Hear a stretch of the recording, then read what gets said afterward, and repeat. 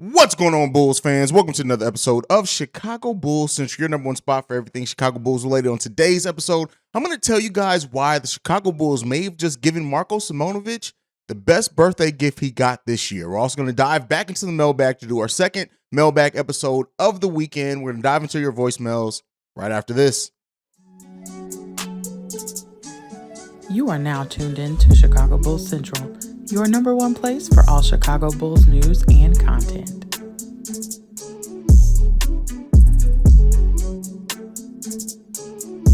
All right, Bulls fans. So I'm going to start this off by talking about how the Bulls just gave Marko Simonovic his best birthday gift he's gotten this season. By the way, shout out to Marko Simonovic. But the Bulls have hired Marko Adelot. I don't know. Marko somethingvich is his last name. Andajelevic. There you go. He's been named at one of the assistant coaches of the Windy City Bulls. Now, he's been a skills and player development coach over in Europe. He's trained a lot of the international players that are in the NBA right now. And so why that's important and why I say that's one of the biggest gifts that Marko Simonovic has gotten, his birthday was yesterday, is that is the trainer that they hired, the new guy that they're bringing in as the assistant coach, the fact that he specializes in developing players, developing skills, and he's worked only with European players, he's going to know how to get through to Marko. He's going to bring out some things to Marko. He's going to challenge Marko. So while I had been of the mind that Marko Simonovic possibly going down to the Windy City Bulls, which we still don't know is going to happen for sure, that I didn't think it was likely because I didn't think he had anything else to learn from the G League. Now, considering he's not going to get minutes, if he does go back down to the G League, if he spends most of his season down there in the Windy City Bulls, that means he's going to be traveling. He's going to be being coached by. He's going to be everything night in and night out is going to be worked with this trainer who has trained some of the better players in the NBA. As we go towards a more international game, we already know, so Marko's shown a lot of skill, right? And while I still do think that Marko's offensive ability would be hugely needed for the Chicago Bulls team, especially coming off the bench. But with that being said, what he needs to learn to understand and grasp concepts, how he can get better defensively. We know he added a lot of muscle over the course of the season, but if he can get back to, to using that muscle to playing better defense, if he can grasp a NBA defensive system, it could be huge for Marko Simonovic. Now, I still do think, and I know a lot of Bulls fans, rightfully so, right? This isn't a time where I disagree with anybody. I understand and agree, are just like, hey, Marko is a bit of a wash. Was Marko a bad pick by the front office? And I think that there are more signs pointing to that maybe it was, maybe it is, maybe they should have gone somewhere else in this with that second round pick. But at the end of the day, they did draft Marko. His offensive potential is still just as high. If you see this guy, if you guys watch last year's Windy City Bulls games and the Summer League games, you know that Marko Simonovic has it offensively. He can pass, he can rebound, he can shoot, he can score in the post. It's the defensive side of the ball. And while some people may say, hey, well, there's a lot of bad big man defenders in the league, why is he still not getting minutes? Keep in mind, being a bad one-on-one defender is different from grasping the team concepts defensively. And I think even last season we saw Vooch at times not have a good grasp of the defensive system. It seems like he does better this season, but if you aren't a good one-on-one defender, you have to grasp that system. I think that's one of the things that Alize Johnson had hurt him. While he had a lot of energy last season for the Bulls when he started off, he didn't grasp the system. I think that may be what's hurting Marko. Maybe being down there when one of the premier trainers over in Europe could help him a lot. We'll see. It's still more than likely that Marko is going to be a big zero for the Chicago Bulls, but I do think that they made a good decision, not only for Marko, but when you look at the Bulls and how it does seem like they are truly using their G League affiliate as a developmental system and to bring in players that, while more than likely not, aren't going to ever be rotational players for them. They're bringing in players with some talent that if they need to call up, if they can develop the next, like Alex Caruso. Justin Lewis is also going to benefit from this because we know he's still down there working out with the Windy City Bulls. He's still going to be in this organization. And hopefully they do re-sign him next summer, even though they waived him. Those players are going to benefit hugely from having somebody who's just used to cultivating talent. So that's my thoughts on that. You guys can let me know what you think about it down below, even though I murdered his name again. Marko Andajelevic. Yelovich is probably how you pronounce that. I think I got it. Nonetheless, let's get into the voicemails. This first one is from Shay. What's up, Hayes? This is Shay.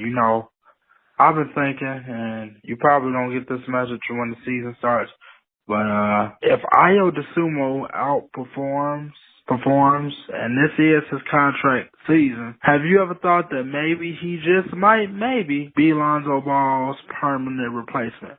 Now, look, I know he doesn't bring a lot of things that Lonzo Ball brings, but let's think about it. The man is hungry. He reformed his body, and this is just his second year compared to, Lonzo Ball, his second year. He was kind of going through ups and downs, and then he ended up getting traded. I think his third or fourth. I don't know. It might be his second year, but I'm gonna just say this. Remember, in Golden State, Draymond Green made David Lee very replaceable.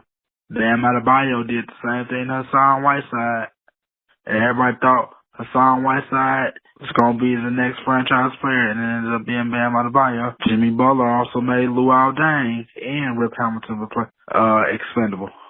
So, don't be surprised if that will happen. I'm not saying it will, but it could possibly happen. Anyway, tell me what you think. Peace.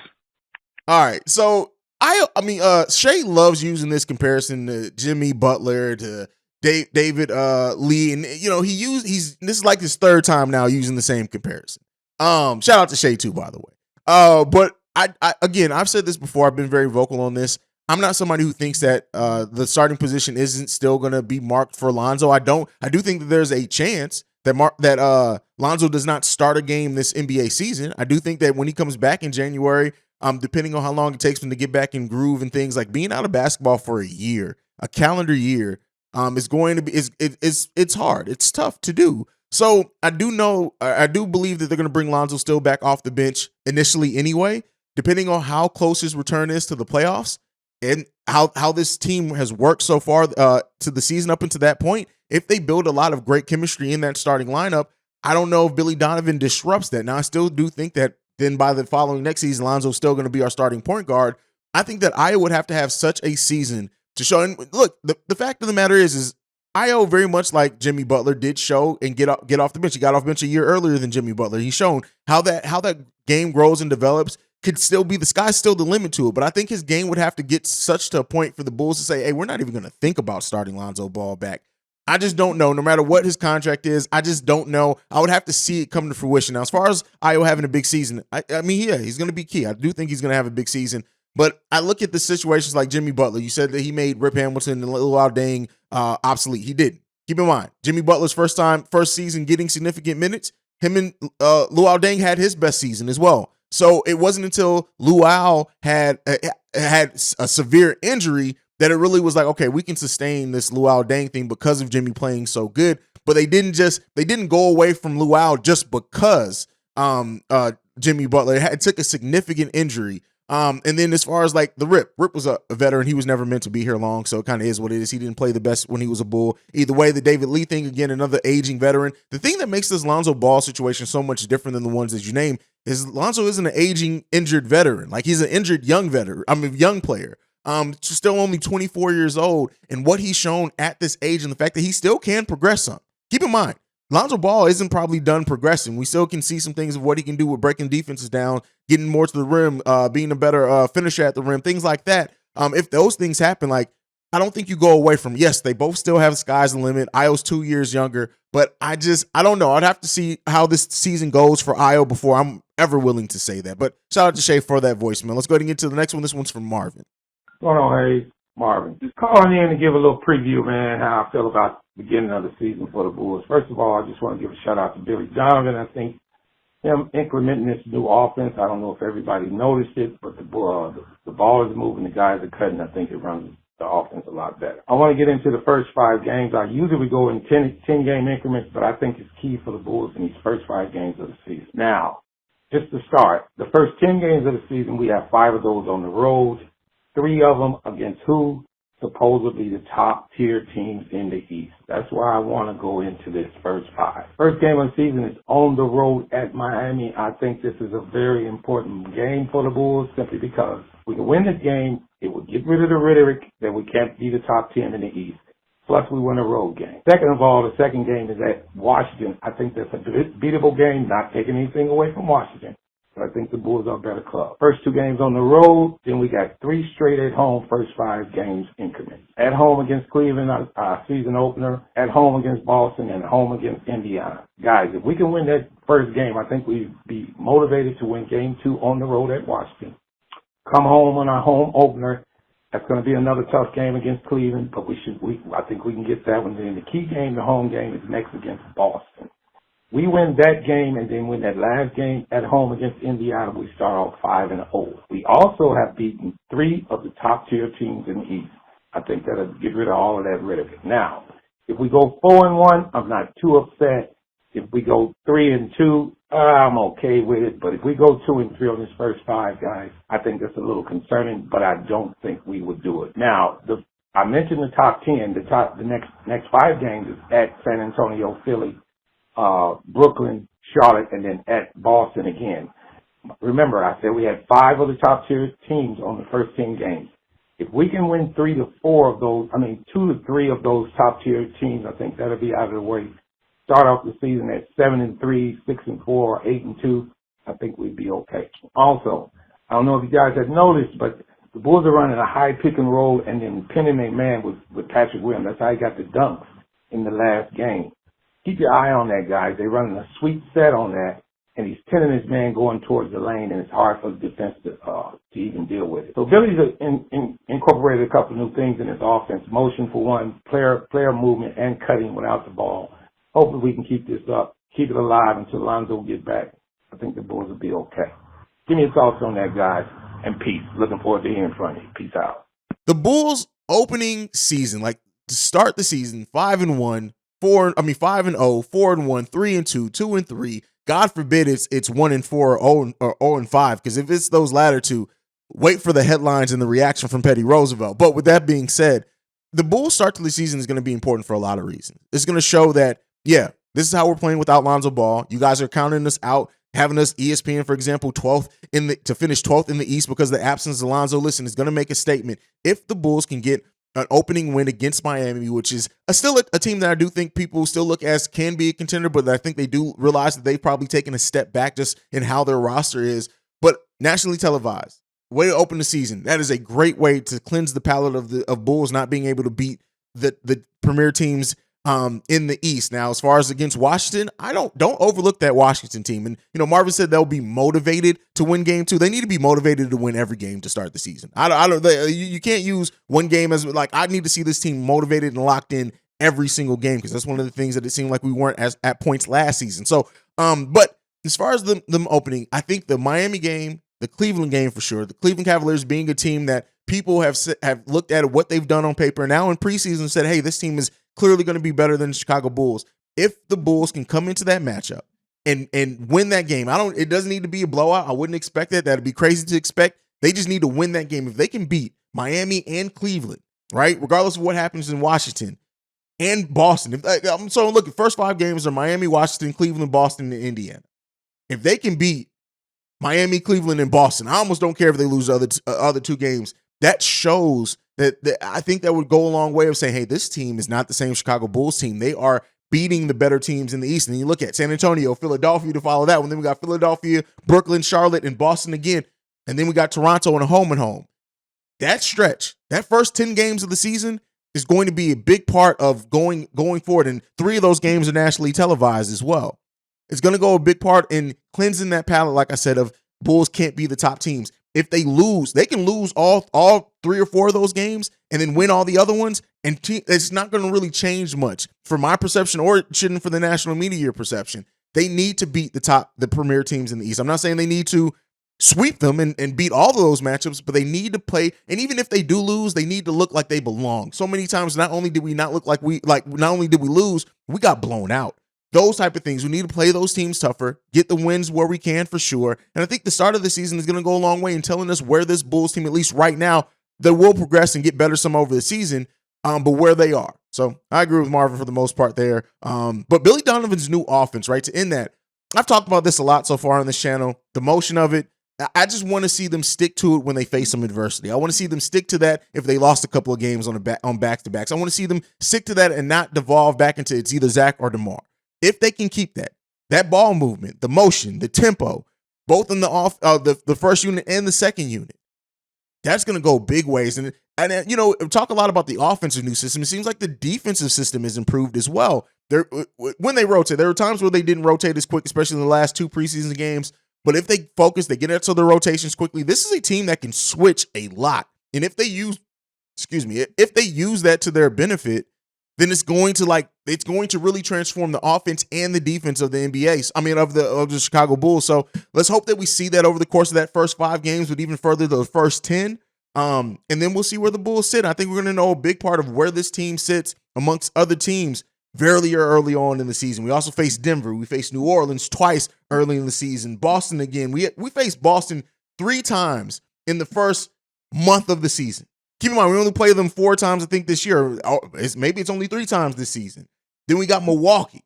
So we're going to face a lot of the good teams in the NBA all before December. So we're going to know where we sit very early on. All right, let's get into this next voicemail. This one is from 8 Lives. What's going on, hey? This is 8 Lives back with another one. As far as the person that I think that's going to shine the most this year, I think that it's going to be Ayo Dosunmu. I also think that our team will benefit the most out of Ayo having a breakout season because if you look at the way that the media judge the Bulls right now, they kind of judge the Bulls off the fact that Lonzo Ball is hurt. So Ayo is like the one on our team who could, get the close to doing what it is that Lonzo usually do. I mean, the main thing that I think that helped Ayo was the Boston Celtics series last year. I think that had a lot to do with his uptick this year. And the best thing that I think he learned from that is not hesitating and not being worried about any other players playing next to the team in the playoffs. He's coming this year knowing, he don't have to play with no hesitation. And I think that's what's going to work out the best. Ayo, he got the IQ, he got a good game IQ, he got the passes, he got the nick for getting the ball with a lot of deflections, a lot of steals. He do a lot of stuff that Lonzo do, but I think that the wisdom, the wisdom that he have carried from last year is what's really gonna help him because Ayo has always been somebody who, somebody might think that he don't run the point good, even if you think that he know what it feels like to have a team that where the offense goes through him. So this is not going to be far-fetched when you do see the uptick in this game because he was already doing this in Illinois, running the whole team. So I think that's who's going to benefit the most. And, man, I'm looking forward to seeing what happen, man. All right, that's all I got, bro. Go Bulls.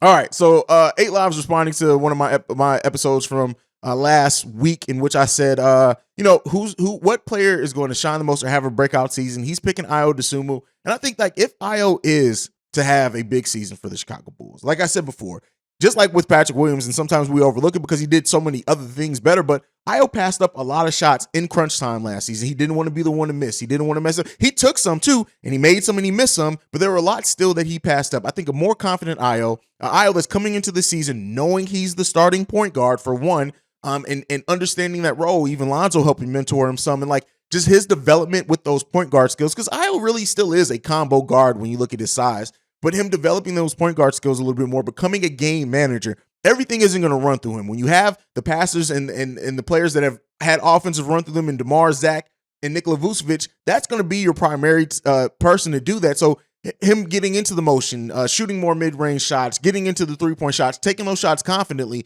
But when it is times for him to be a game manager, allowing Zach DeMar to play a little bit more off the ball with Vooch, coming off screens and pin downs, and him being the one to kind of manage certain offensive sets.